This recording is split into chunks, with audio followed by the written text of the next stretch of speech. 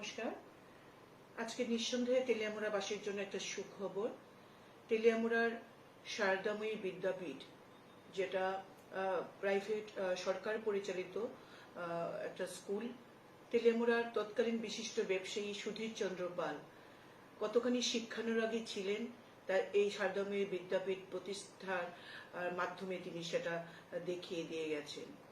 তিনি তার মায়ের নামাঙ্কিত, তার মায়ের নাম অনুযায়ী এই বিদ্যাপীঠের নাম দিয়েছেন শারদাময়ী বিদ্যাপীঠ, এবং তৎকালীন সময়ে তেলিয়ামুড়ার একমাত্র মহিলা স্কুল ছিল, মেয়েদের জন্য স্কুল ছিল।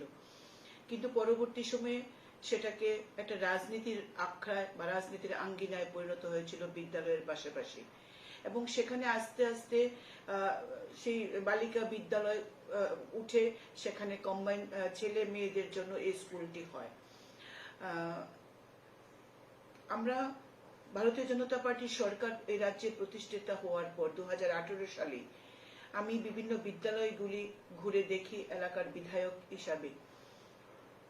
তখন আমি দেখতে পেলাম শারদাময়ী বিদ্যাপীঠ স্কুলটার যেমন জরাজীর্ণ অবস্থা হয়ে গেছে, পাশাপাশি ছাত্রছাত্রীর সংখ্যা এতটাই নগণ্য যে এটা মানে সময়ের দাবি অনুযায়ী স্কুলটাকে আরো সুন্দর করে পরিচালনা করার একটা দাবি উঠে এলাকাবাসীর কাছ থেকে।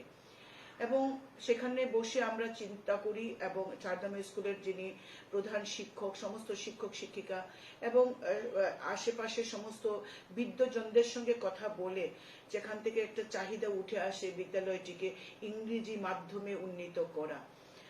আমরা রাজ্যের শিক্ষামন্ত্রীর কাছে এবং রাজ্যের শিক্ষা দপ্তরের কাছে সেই অনুযায়ী দাবি রাখি তেলিয়ামুড়া শারদাময়ী স্কুলটিকে ইংরেজি মাধ্যম করে নেওয়ার জন্য, এবং গতকালকে তার অনুমোদন স্কুলে এসে পৌঁছে গেছে।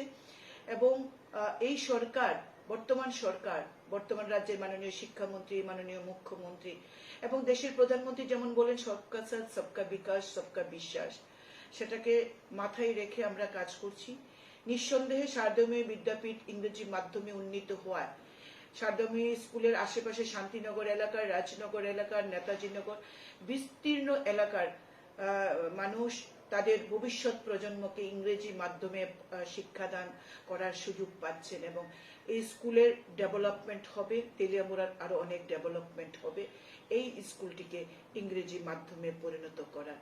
আমি তেলিয়ামুড়াবাসীকে আবারও বলতে চাই, আপনারা আমাকে নির্বাচিত করেছেন, আপনাদের হয়ে, আপনাদের পাশে থেকে আপনাদের এই তেলিয়ামুড়া, আমাদের এই তেলিয়ামুড়াকে আমরা সকলে মিলে একটা সুন্দর তেলিয়ামুড়া আমরা গড়ব। রাজ্যের মাননীয় মুখ্যমন্ত্রী আমাদের সাথে রয়েছেন তেলিয়ামুড়ার সার্বিক বিকাশে। নমস্কার।